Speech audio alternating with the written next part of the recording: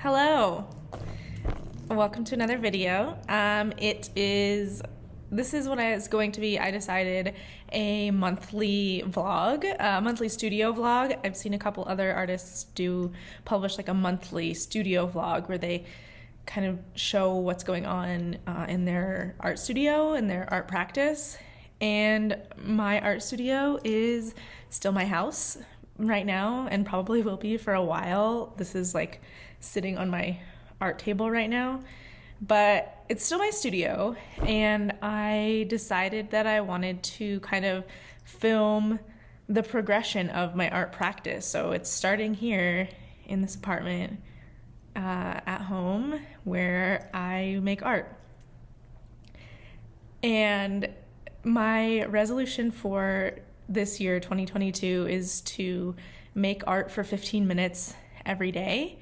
And I have a previous video where I talk about like how I thought of this goal and why it's important to me. And I have this yearly calendar that I have on the wall where every day that I complete this goal, I give myself a star sticker. So my goal is to like fill up the whole year with star stickers. So it's the first month of the year that I'm doing this, kind of like working through this goal. I started it back in the end of November, and then I did it pretty much all the way through December. I'm kind of the mind that if you want to start a goal or a resolution, you don't need to start for like the new year. Like, it's all arbitrary. You can start whenever you want. So I started kind of in November, and then December I feel like I got like a good streak going. And this year, yeah, I've hit every day thus far, just making art for 15 minutes every day. And what I mean, like, I want to show you guys kind of what I've been doing when I sit down to do the art for 15 minutes every day. It's kind of a mix of things, but I'm enjoying it. I'm having a good time. So some days I just will work in my sketchbook, and that's kind of like when I'm wanting to do some more experimental drawings or paintings and like explore different ideas. So I've just, in this sketchbook that I have here, it's like the first sketchbook I've ever really kept, which is exciting. I just have sometimes it's like I'm writing like little poems, and then sometimes I'm like actually like painting. This is acrylic paint. Here, just like little ideas that I have. This is a collage that I made for this year. Kind of like a vision board, I guess. But I put my phrase for this year, which is soak it all in. I put that here, and then make art is like the main phrase. So yeah, this is kind of where I've just been like experimenting with like drawings and different mediums, like just figuring out what art do I want to make. And that's kind of what this time has been thus far. I'm not gonna lie, it's a little uncomfortable sometimes because it feels like I'm just starting out with this like artistic practice, and I don't quite have like this style, like my own artistic style. I'm still figuring that out, and it's like I want to have it already. Like, I want to have my style. I want to sit down at the page and like for my drawings to feel like good, and a lot of times they just don't. They feel bad, or like just I'm not proud of them. I'm like, what is this? I was kind of proud of this one, which was inspired by Sister Karita Kent, who's an artist that I really love. I'll talk a little bit more about her later, but yeah, it's like literally just me some days sitting in my sketchbook and like drawing out ideas and words that have been like coming to mind. There was this day where I like started drawing stuff and then hated it, and so then I like painted over it and covered it up with new pages so that I could like restart. So that's sometimes what happens, is like I just start drawing stuff that I don't like, and you can always cover it up, and I kind of like that about a sketchbook, you know, like nothing's permanent. So yeah, some days it's just like in the sketchbook and that's where I go. Other times I'll have an idea for something that like I want it to be a full piece, or like I want to recreate, like I'll take a photo and then I want to paint that photo. So for example, this is one that I was working on, was like a photo that I took in the bathtub, and then I like painted it. I still need to, you know, untape it, but I haven't done that yet and I want to film it, so tape ASMR.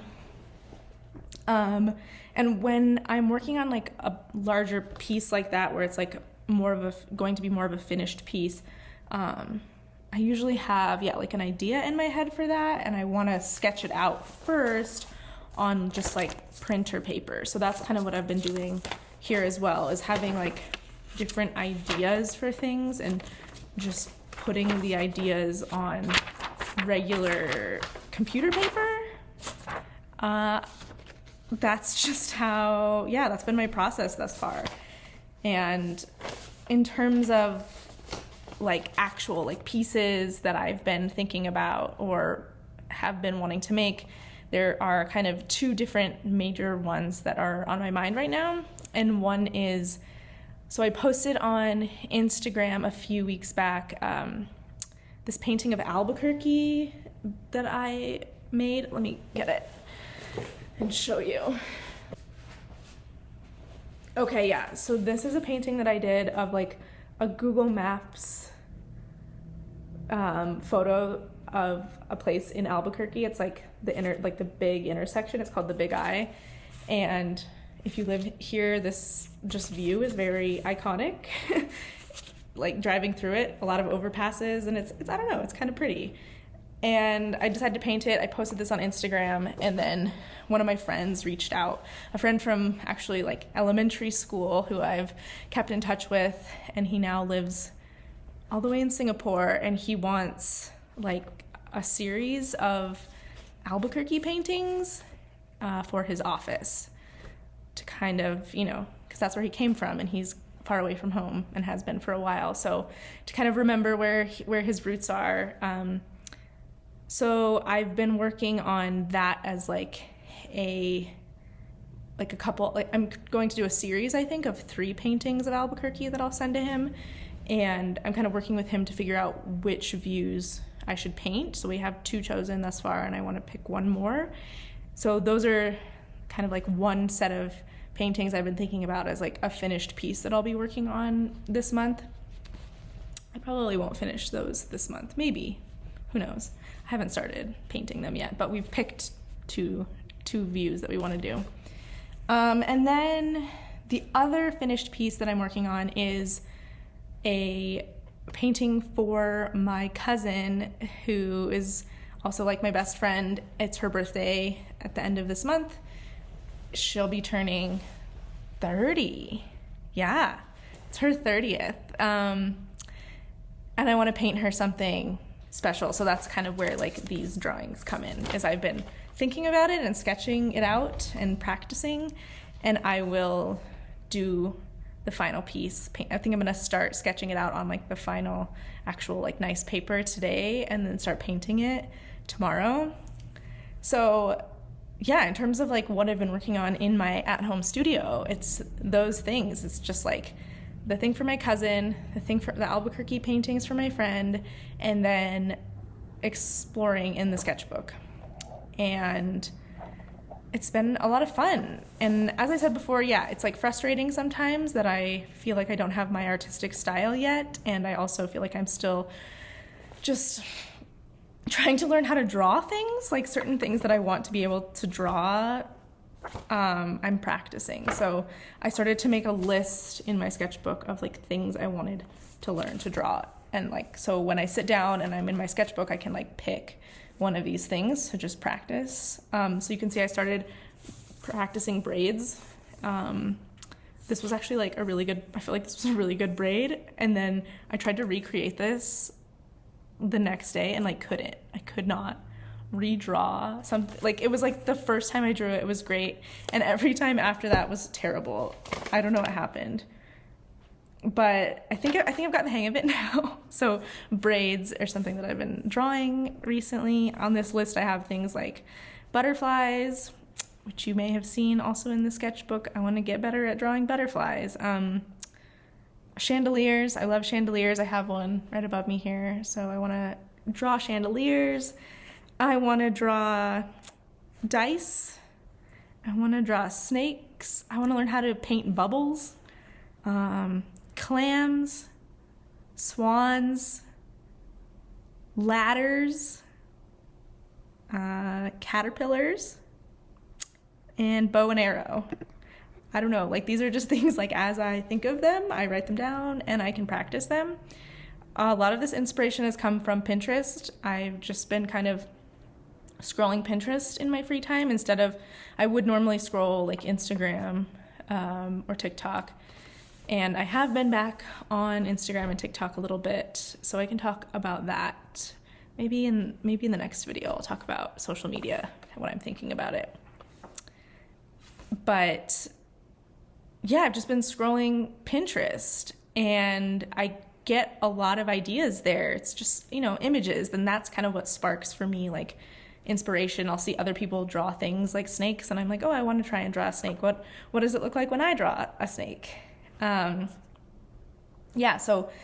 Pinterest and through Pinterest, I've actually found a couple of like artists that I never had heard of before that have started to become really inspirational to me. So a couple of those that I did want to talk about, like artists who are kind of inspiring me right now are Fei Weiwei, who is, I think she's an Asian American artist. I actually haven't like looked up anything about her before, but those ones have been popping up in my feed a lot. I feel like she uses a lot of kind of like archetypal imagery, like things you would maybe see on a tarot card, and she incorporates them into her paintings. And it's like very fresh and impressionistic, like nothing is, she's not making realistic paintings. I just really have been liking her stuff. And when it comes up on my Pinterest feed, I like save a bunch of her images. So Fei Weiwei is an artist that I am really just loving.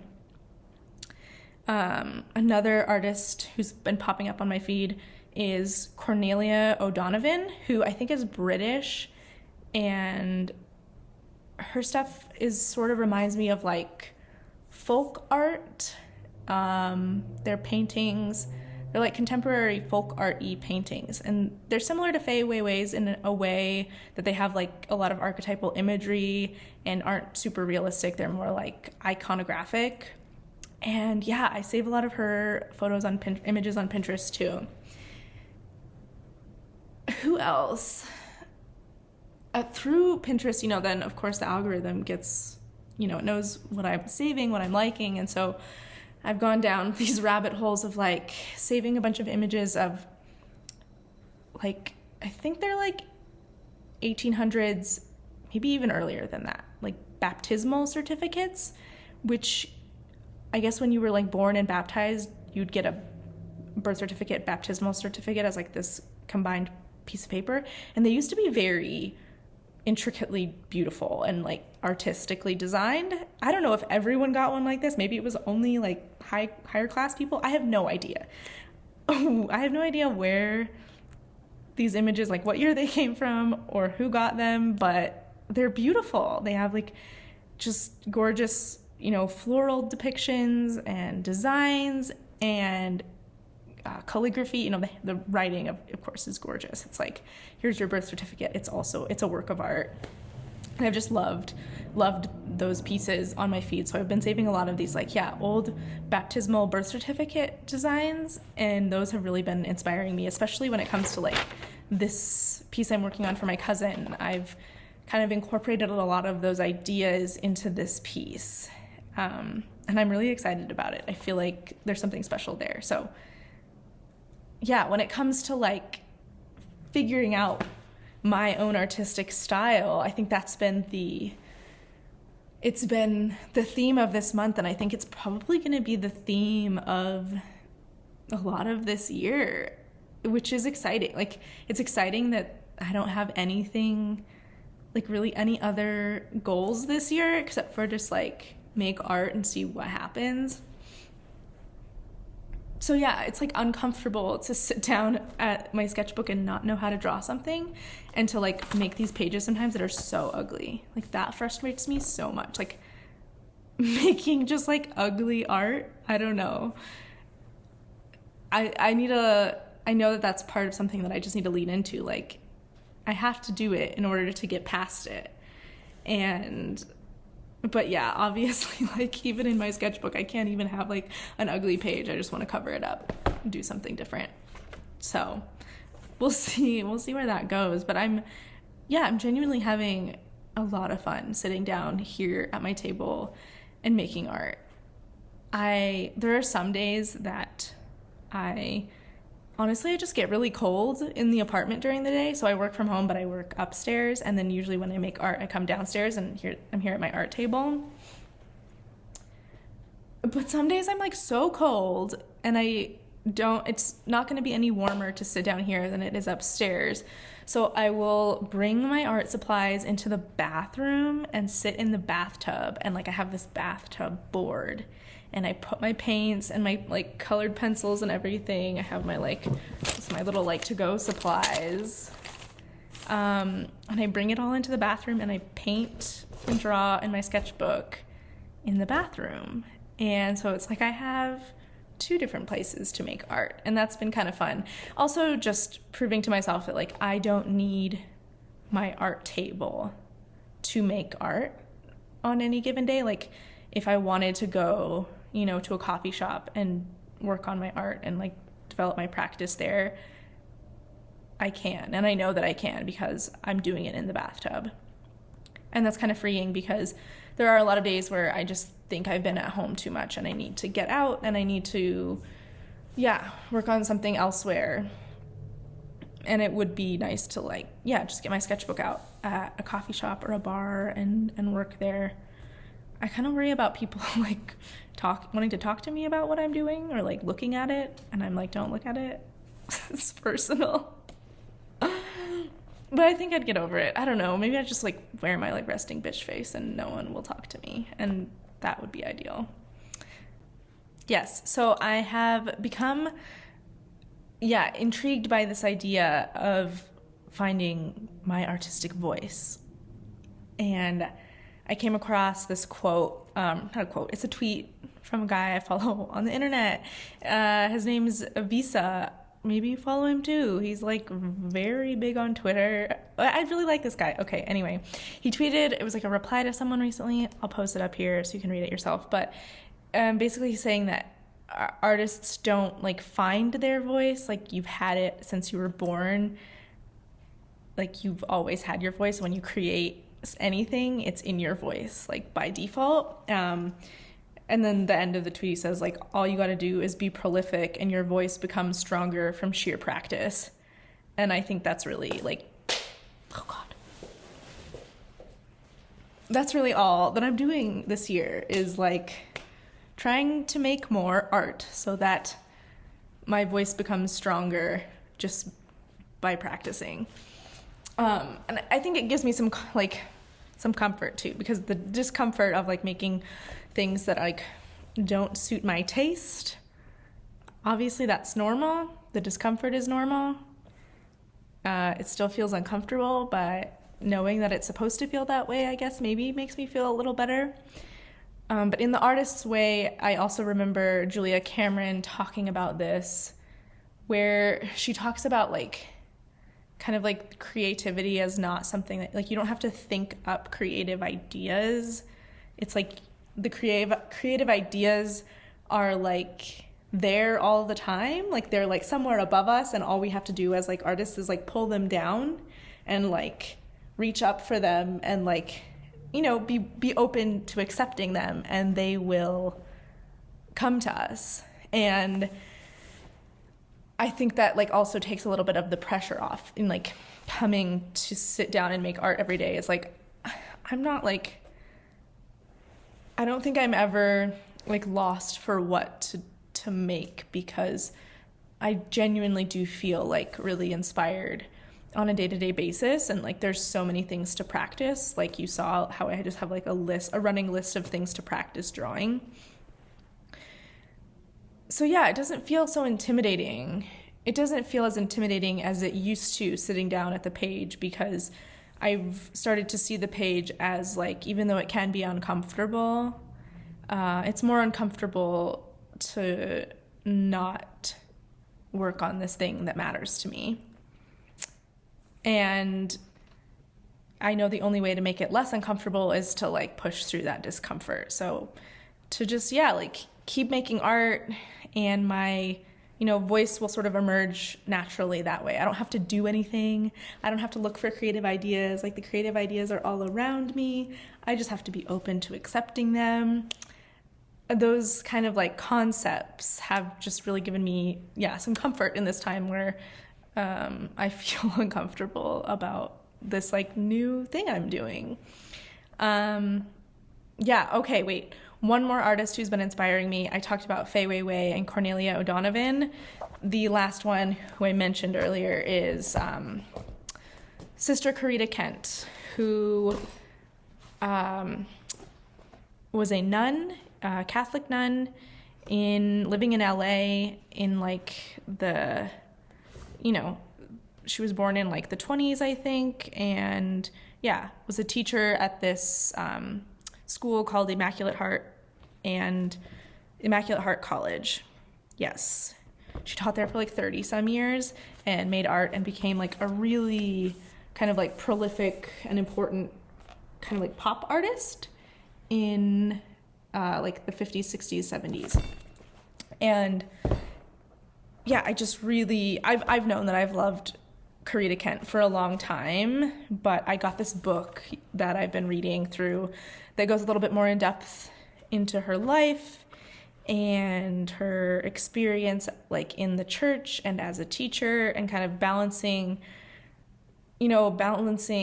being a teacher and making art, and how like she like fit art into her life, and how it was like a practice that she did when she had the time. It wasn't like she didn't have like just hours and hours of free time to make art. Like she's a busy lady, and I feel connected to that in a way, because I still work full time and like make art, in the pockets of time that I have. That's why I chose 15 minutes as like time, like not very long, but still this like commitment to myself and to my practice that I want to keep. And that felt like Sister Corita Kent just gave me some inspiration there, knowing that like she also made art in the little pockets of time that she had, and was a very, prolific and important artist during her time. So I love her stuff. It's very, you can like, obviously her style changes through the years, which also is cool to see, and to know that like my style won't always, like even when I feel like I develop some sort of like voice, or like find that voice and let it come out in patterns and emerge, it'll change with time. And so maybe just that discomfort is always going to be a thing, and that I'll have to get used to that. But I just really love like her bright colors. I love her use of like text in her art. Like it's like the words are part of, they are image in her work. And I just think it's really beautiful. I also love that she was in the church, but always kind of like this person of contention, because she was like, had a lot of fame and attention. And as a nun, that kind of contradicts the idea of like being a nun and like this humble life of poverty that you're supposed to live, where she like got a lot of attention for her art, and she kind of struggled with that as well. I she was pretty political and free thinking, and a lot of times the church didn't like that and she would get in trouble. And eventually she left. She left the church at a certain point, and I connected with her as well for similar reasons, like, leaving the church like she did, and how I think it informed her work a lot. You can tell just how like contemplative she was in her life, and it shows in her work. So yeah, I have been really loving this book. I love learning about other artists and just letting myself be inspired by them. So yeah, I will show you as I make some of these other pieces that I'm working on, my process, and you can check it out. I hope this was useful, and I'm excited to see where these monthly studio vlogs lead. I'll talk to you soon. Make sure to like and subscribe. Bye.